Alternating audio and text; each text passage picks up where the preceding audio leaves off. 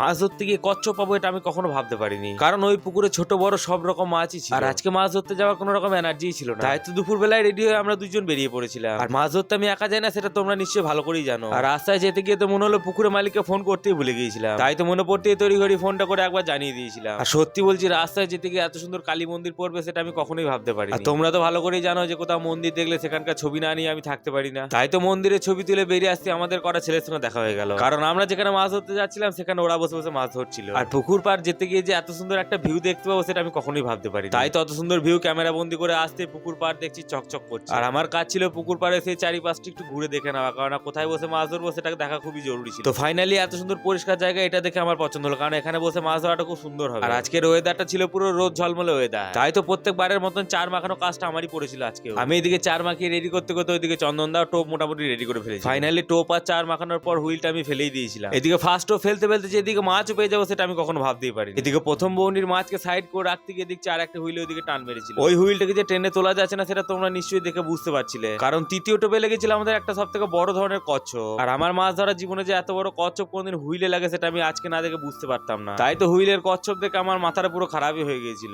কচ্ছপটা লেগে যাওয়ার পর তাকে জলে ছেড়ে দিয়েছিলাম, কারণ কচ্ছপ আমি খাই না।